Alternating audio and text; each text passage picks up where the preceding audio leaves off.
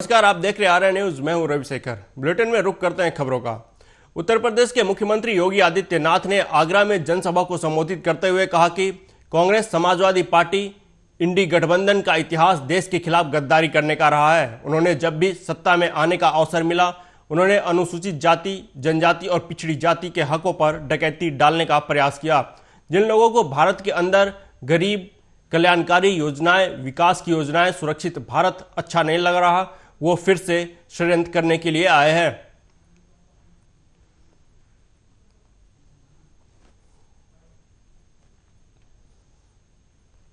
दूसरी ओर भारत के प्रति नफरत की भावना के साथ खड़े हुए कांग्रेस, समाजवादी पार्टी और इंडी गठबंधन से जुड़े हुए वे सभी लोग भी हैं, जिनका इतिहास देश के खिलाफ गद्दारी करने का रहा है, जिनका अतीत देश के अंदर जाति, क्षेत्र और भाषा के आधार पर सामाजिक ताने बाने को छिन्न भिन्न करने का रहा है, और जिनको जब भी सत्ता में आने का अवसर प्राप्त हुआ, उन्होंने देश के अंदर अनुसूचित जाति, जनजाति और पिछड़ी जाति के लोगों के हकों पर डकैती डालने के साथ ही गरीबों के हकों पर भी डकैती डालने का कुत्सित प्रयास किया है। बहनों और भाइयों, जब इस देश का लोकसभा का ये चुनाव होने जा रहा है, उन स्थितियों में आपके द्वारा 2014 में प्रधानमंत्री मोदी जी के नेतृत्व पर विश्वास किया गया, और आज उस विश्वास का परिणाम हम सबके सामने है।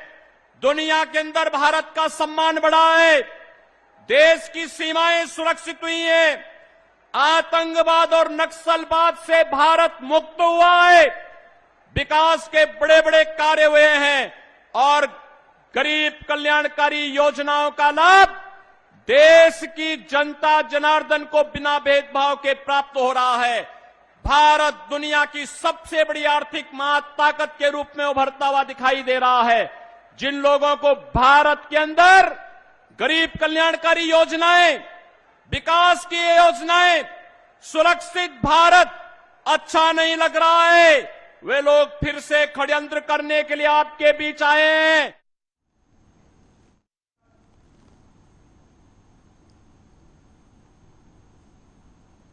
यूट्यूबर मनीष कश्यप एक बार फिर सुर्खियों में आ गए हैं। मनीष कश्यप आज बीजेपी में शामिल हो गए। मनीष कश्यप दिल्ली में बीजेपी में शामिल हुए। उनके साथ उनकी मां भी दिल्ली पहुंची थी। इससे बिहार की सियासत तेज हो गई है। बता दें कि मनीष कश्यप पश्चिमी चंपारण सीट से निर्दलीय लोकसभा चुनाव लड़ने की तैयारी में थे। इससे बीजेपी के वर्तमान सांसद संजय जायसवाल के लिए मुश्किलें बढ़ गई थी। वहीं अब संजय जायसवाल के लिए राहत की खबर आई है। मनीष कश्यप के बीजेपी में शामिल होने पर बीजेपी सांसद मनोज तिवारी ने कहा कि मनीष कश्यप ने बीजेपी ज्वाइन किया है। मनीष कश्यप ने जनता के सरोकार को उठाया है, लेकिन कुछ दलों ने उनको बहुत दुख दिया। इनका हमेशा बीजेपी ने साथ दिया। वहीं मनीष कश्यप ने कहा कि मैं जेल में था तो मेरी मां लड़ रही थी, मेरी मां को पता है किसने किसका साथ दिया है।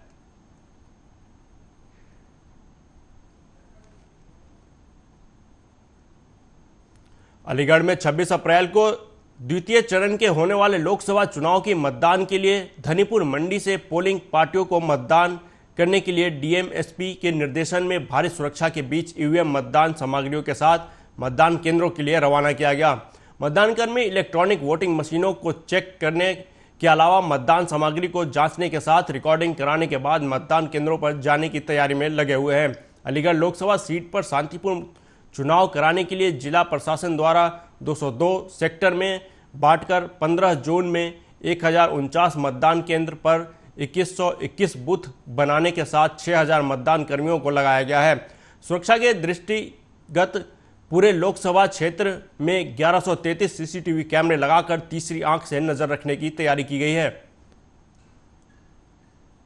लोकसभा निर्वाचन क्षेत्र जहाँ पे कल मतदान निर्धारित है, वहाँ के लिए जहाँ पे हमारे 1049 मतदान केंद्र में कल निर्वाचन होगा, पोलिंग होगी। उसके अंतर्गत 2121 पोलिंग पार्टीज का गठन किया गया है। तो 2121 पोलिंग पार्टीज प्लस 10% रिजर्व, इन पोलिंग पार्टीज का आज यहाँ पे कृषि मंडी धनीपुर से प्रस्थान किया जा रहा है। ये 7 बजे से शुरू हो गया था और यहाँ से वो अपने निर्धारित वाहन में बैठ के अपने सेक्टर मजिस्ट्रेट के साथ अपने पोलिंग केंद्र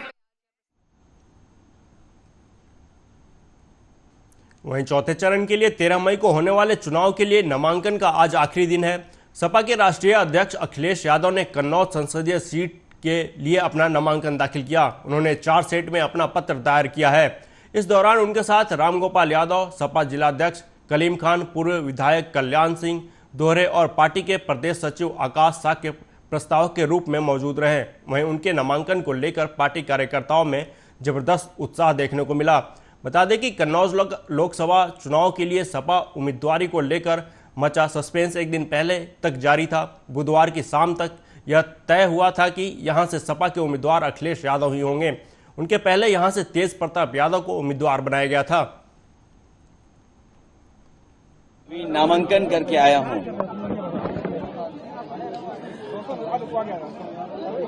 मुझे याद आ रहा है, मैं अभी नामांकन करके आ रहा हूं। मैं अपने प्रेस के साथियों का और हमारे साथ पार्टी का कन्नौज के जिम्मेदार सभी नेता कार्यकर्ता और बड़ी संख्या में यहाँ के लोगों की भावना ये थी कि समाजवादी पार्टी की तरफ से मुझे चुनाव लड़ाया जाए। मैं जनता का आभार प्रकट करता हूं, यहाँ के अपने कार्यकर्ता साथी जिन्होंने मुझे इस बात के लिए कहा कि आपको कन्नौज में दोबारा एक बार फिर लड़ना चाहिए।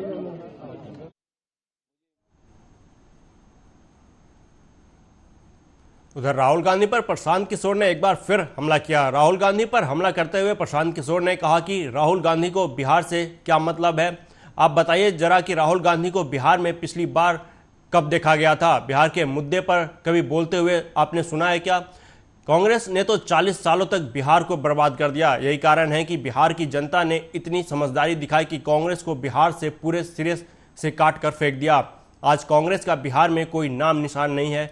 कई बार मुझसे पत्रकार कहते हैं कि आप कांग्रेस की शिकायत नहीं करते। उन्होंने कहा कि कांग्रेस ने जो बिहार में गलती की उसका पूरा खामियाजा उन्होंने भुगता। बिहार में कांग्रेस साल 1990 तक रूलिंग पार्टी हुआ करती थी। आज कांग्रेस का 5% वोट बिहार में नहीं है। बिहार में 1990 के बाद से जो 3 दल हैं जो पिछले 32 सालों से बिहार को चला रहे हैं वो है लालू, नीतीश और भाजपा। तो इन तीनों पर सवाल नहीं खड़ा करेंगे तो क्या शिवसेना पर सवाल खड़ा करेंगे? अब हम यहाँ पर बैठे हैं तो आप कहिएगा कि आप डीएम पर टिप्पणी नहीं कर रहे हैं, अरे शिवसेना पर टिप्पणी नहीं कर रहे हैं, जेएमएम पर टिप्पणी नहीं कर रहे हैं। वो लोग भी तो चुनाव लड़ते हैं। यहाँ जेएमएम चला रहा है बिहार, बिहार को शिवसेना चला रहा है, बिहार को चला रहे हैं लालू, नीतीश और भाजपा अलग अलग समय कालखंड में। तो इन तीनों से सवाल ना कर। कांग्रेस ने तो 40 वर्ष बिहार को बर्बाद किया। तो जनता ने उस समय इतनी समझदारी दिखाई कि उस कांग्रेस को पूरे सिरे से काट के फेंक दिया। कांग्रेस का तो नामो निशान कहीं नहीं है। कई बार आदमी कहता है कांग्रेस का शिकायत नहीं करे। भाई कांग्रेस ने जो गलती की बिहार में उसका पूरा खामियाजा उन्होंने भुगता। जनता ने उनको उठाकर 1990 तक कांग्रेस यहाँ की रूलिंग पार्टी थी। आज उनको 5% वोट भी बिहार में नहीं है। लेकिन उसके बाद के जो 3 दल हैं जो पिछले 32 साल से बिहार को चला रहे हैं वो है लालू, नीतीश और भाजपा। इन तीनों पर सवाल नहीं खड़ा करेंगे तो शिवसेना पर सवाल खड़ा करेंगे। राहुल गांधी को बिहार से क्या मतलब है आप बताइए जरा। आप लोग इतने दिन से पत्रकारिता कर रहे हैं, राहुल गांधी को पिछली बार आपने बिहार में कब देखा था? बिहार के मुद्दे पर कोई बोलते हुए सुना आपने? गरीब की बात करने वाले ये लोग अभी कह रहे हैं कि कर्नाटक में महिला को 3000 रुपया देंगे। कर्नाटक की महिला ज्यादा गरीब है या बिहार की महिला ज्यादा गरीब है जरा बताइए तो। और अगर कर्नाटक की महिला को 3000 रुपया मिलना चाहिए तो आप यहां सरकार में शामिल हैं कांग्रेस के लोग, जरा बताइए तो कि आप यहां बिहार की महिला को काहे नहीं 1000 रुपया दिलवा रहे हो? ये किस भ्रम में आप लोग पड़े? इन लोगों से क्या सवाल करें? जो आदमी अपने जीवन में बिहार का 4 जिला का नाम नहीं जानता है उससे क्या सवाल करें? उधर बिजनौर से सड़क हादसे की खबर सामने आई, जहां मंडावर रोड पर रतनपुर गांव के पास एक ऑटो अनियंत्रित होकर पलट गया, जिसकी वजह से सामने से आ रहा स्कूटी सवार भी ऑटो से टकरा गया और मौके पर ही स्कूटी सवार की मौत हो गई। जानकारी पाकर मौके पर पहुंची पुलिस ने शव को कब्जे में लेकर पोस्टमार्टम के लिए भेज दिया और अग्रिम कार्रवाई में जुट गई है।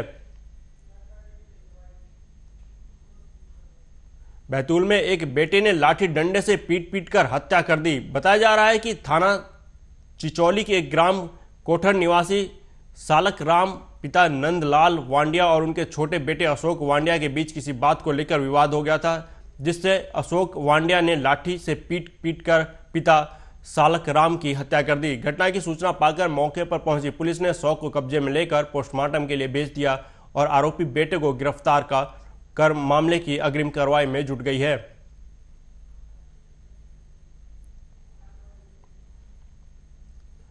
लोकसभा चुनाव के दूसरे चरण के लिए 26 अप्रैल को मतदान होगा। इसके लिए कम से कम 800 वाहनों की आवश्यकता को देखते हुए वाहनों का अधिग्रहण किया जा रहा है। मंगलवार को दूसरे दिन 95 भारी और 80 हल्के निजी वाहनों का अधिग्रहण परिवहन विभाग ने कर लिया है।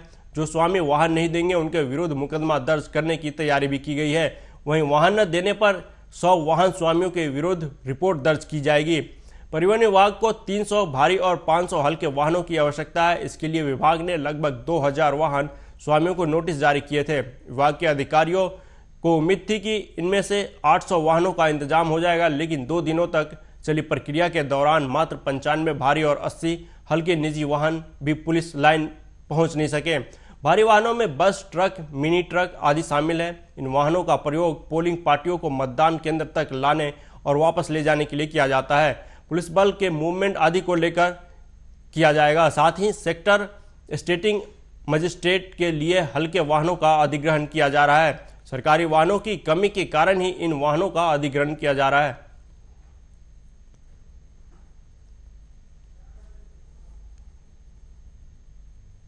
उधर पटना में बदमाशों ने जदयू नेता सौरभ कुमार की गोली मारकर हत्या कर दी। सौरभ अपने दोस्त मुनमुन के साथ रात 12 बजे कार से एक शादी के रिसेप्शन से लौट रहे थे। इसी दौरान बाइक सवार 4 बदमाशों ने ताबड़तोड़ फायरिंग कर दी।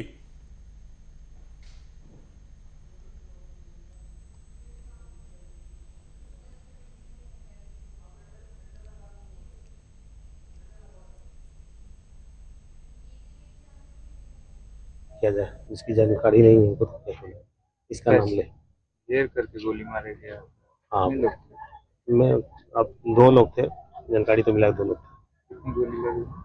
अभी तो पोस्टमार्टम होने के बाद ही पता चलेगा। एक सर में गोली लगा हुआ है, उसी इस तरह से बाहर निकला हुआ है। नजदीक से मारा जी। और कोई घायल? एक घायल है जो अभी हॉस्पिटल। ये सब पता चला अभी कि वो रिसेप्शन में गए थे कल रात को और वहीं अज्ञात कुछ अपराधकर्मी मोटरसाइकिल पे सवार थे, उन्हीं के द्वारा जो है फायरिंग की गई है।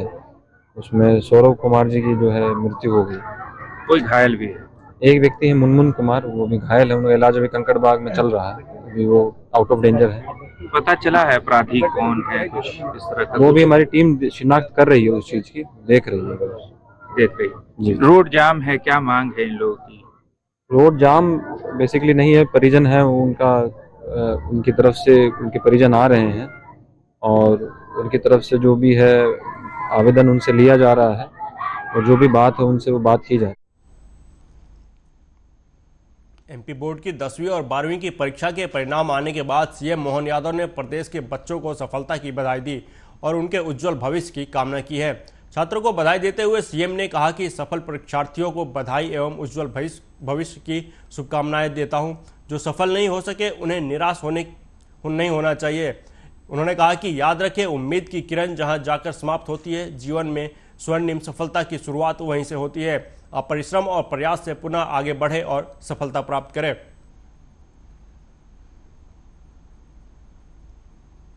बच्चों को बधाई जिन्होंने अपनी मेहनत से अपना मुकाम हासिल किया। मुझे बताया गया कि 9 लाख से ऊपर हाई स्कूल के बच्चे अपने क्लास में 10th की एग्ज़ाम में सम्मिलित हुए थे और ऐसी प्रकार से 7 लाख से ज़्यादा बच्चे 12th की एग्ज़ाम में थे।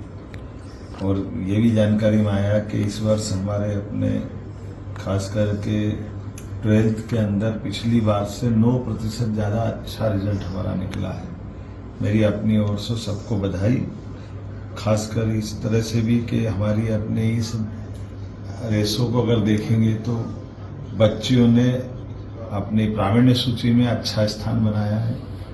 शहरी ग्रामीण सभी क्षेत्रों में जो समाचार मिल रहे हैं, समाचारों के माध्यम से जानकारी आई है कि हमारे यहाँ जो खास करके मेरिट की बात अगर करेंगे तो 37 छात्रों ने अगर हाई स्कूल में अपनी जगह बनाई तो 45 छात्राओं ने जगह बनाई। इसी प्रकार से हायर सेकेंडरी में 37 छात्रों ने और 85 छात्राओं, कुल 132 छात्र छात्राओं ने हायर सेकेंडरी में अपना स्थान प्रावीण्य सूची में दर्ज कराया। और इसी कारण से मैं उम्मीद करता हूं कि हमारा अपना माध्यमिक हायर सेकेंडरी का जो सम्मान है वो और गुणवत्तापूर्ण शिक्षा में पूरे देश में जाना जाएगा। लेकिन जो निराश न हो, जो बच्चे किसी कारण से छूट गए उनके लिए रुक जाना नहीं, ऐसा हमारा एमपी बोर्ड का अलग से सिस्टम है जिसमें वो अपनी परीक्षा ओपन प्रणाली के माध्यम से, ओपन बोर्ड के माध्यम से वो उसमें भाग ले सकते। पिता की विरासत को संजोग कर रखने वाले सांसद राजवीर दिलेर की हृदय गति रुकने से मौत हो गई। सांसद राजवीर दिलेर ने 2017 में विधानसभा इगलास से विधायकी का चुनाव लड़ा और जीतकर परचम लहराया था। 2019 के लोकसभा चुनाव में भारतीय जनता पार्टी के द्वारा सांसद राजवीर दिलेर पर जब भरोसा जताया तो लोकसभा हाथरस पर भारी बहुमत से जीत हासिल करते हुए भारतीय जनता पार्टी के सांसद ने परचम लहरा दिया। 2024 के लोकसभा चुनाव में दावेदारों की लिस्ट में सांसद राजवीर दिलेर का नाम सबसे आगे चल रहा था, लेकिन अचानक टिकट काटकर विधानसभा खेर के विधायक और राजस्व मंत्री अनूप वाल्मीकि को टिकट दे दी गई। इसके बाद से ही सांसद राजवीर दिलेर बेहद चिंतित नजर आ रहे थे। भारतीय जनता पार्टी के सांसद की चिंतित होने की खबर किसी से छुपी हुई नहीं थी। यही कारण है कि उत्तर प्रदेश के मुख्यमंत्री योगी आदित्यनाथ के द्वारा लोकसभा हाथरस में बीते दिनों भारी जनसभा में सांसद राजवीर दिलेर की जमकर कसीदे पड़े और सांसद राजवीर दिलेर को सर्वश्रेष्ठ सांसद बताया। योगी आदित्यनाथ ने खुद मंच से सांसद राजवीर दिलेर की तारीफ की थी और टिकट न मिलने के बाद भी कार्यक्रम में शामिल होने पर उन्हें बधाई भी दी थी। सांसद राजवीर दिलेर के चेस्ट में दर्द होने से उन्हें अलीगढ़ के निजी अस्पताल में भर्ती कराया गया था। इलाज के दौरान सांसद राजवीर दिलेर की मौत हो गई। आज इस दुख की घड़ी में हमारा पूरा परिवार भैया के परिवार की तरह साथ है। सांसद जी राजवीर दिलेर जी हाथरस के जो सांसद रहे हैं, ये हमारे शहर के लिए, हमारी पार्टी के लिए बहुत बड़ी क्षति है और इसकी पूर्ति शायद ही मैं समझता हूँ कि कोई कर पाएगा, इस जगह को कोई भर पाएगा। और जैसे हमारे सांसद जी रहे हैं सरल स्वभाव के, आने वाले कई जन्मों तक उनको याद करा जाएगा उनके सरल स्वभाव को लेके, जिस तरीके से कर्तव्यनिष्ठ थे पार्टी के लिए, समाज के लिए, अपने शहर के लिए। आने वाली कई जनरेशन उनको उनके कामों के लिए याद करेगी। इस दुख की घड़ी लोकसभा चुनाव में जीत को लेकर सभी राजनीतिक दलों ने अपना चुनावी अभियान और तेज करते हुए मतदाताओं को अपने पक्ष में करने की कवायद तेज कर दी है। यहां राजनीतिक दलों के दिग्गज नेता ताबड़तोड़ रैलियां और जनसभाएं करते दिखाई दे रहे हैं। वहीं दूसरी ओर इंडिया गठबंधन अब संविधान बचाओ कार्यकर्ता सम्मेलन के जरिए कार्यकर्ताओं में जोश भरते हुए वोट की चोट करने में लग गई है। साथ ही अपने जनसंपर्क अभियान को और गति पहुंचाते हुए दिखाई दे रही है। इसी क्रम में इंडिया गठबंधन के प्रमुख दल कांग्रेस, सपा और आप के साथ अन्य सहयोगी दलों के नेताओं ने संयुक्त रूप से जालौन गरौठा लोकसभा क्षेत्र में आने वाली जनपद कानपुर देहात की भोगनीपुर विधानसभा क्षेत्र में संविधान बचाओ कार्यकर्ता सम्मेलन किया और कार्यकर्ताओं में जोश भरने का काम किया। साथ ही साथ इंडिया गठबंधन प्रत्याशी नारायण दास अहिरवार को जिताने की अपील भी की। तो पूरे उत्तर प्रदेश में इंडिया गठबंधन को जिताने की अपील कर रहे हैं और ये जो अपील है वो इस आधार पर नहीं है कि किसी नेता को हम जिताने की अपील कर रहे हैं, किसी पार्टी को जिताने की अपील कर रहे हैं। क्योंकि ये चुनाव स्वतंत्र भारत के इतिहास का ऐसा पहला चुनाव है जो ना तो दो पार्टियों के बीच में हो रहा है, ना दो नेताओं के बीच में, ना ही दो गठबंधनों के बीच में, बल्कि संविधान को मिटाने और संविधान को बचाने वालों के बीच में हो रहा है।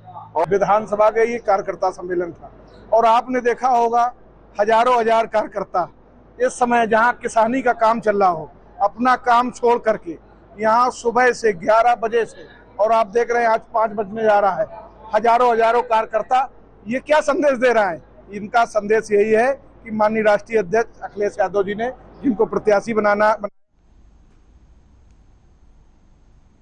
रुक करते हैं अगली खबर की तरफ। निषाद पार्टी के राष्ट्रीय अध्यक्ष और प्रदेश सरकार के मत्स्य मंत्री डॉक्टर संजय निषाद ने संजय निषाद को Z+ श्रेणी सिक्योरिटी की मांग की थी। उन्होंने कहा कि मुझे Y श्रेणी की सुरक्षा दी गई है। निषाद समाज का वकील और पार्टी का मुखिया होने के नाते मुझे यूपी के बाहर भी जाना पड़ता है। ऐसे में मुझे बाहर के राज्यों में कोई सुरक्षा नहीं मिलती। उन्होंने संत कबीर नगर में हुए हमले का जिक्र करते हुए कहा कि उनके साथ हुई मारपीट के लिए सपा जिम्मेदार है।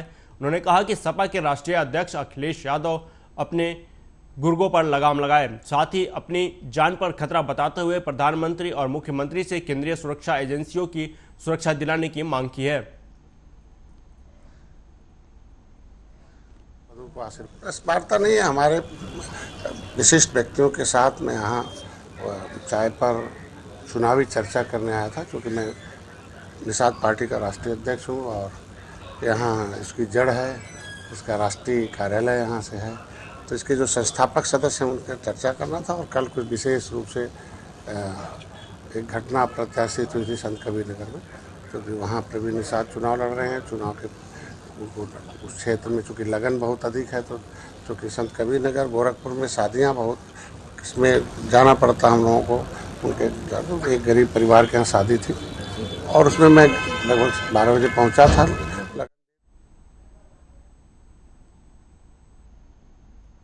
फिलहाल इस बुलेटिन में अभी तक के लिए इतना ही। देश दुनिया की बाकी खबरों के लिए देखते रहिए आर्या न्यूज़। नमस्कार।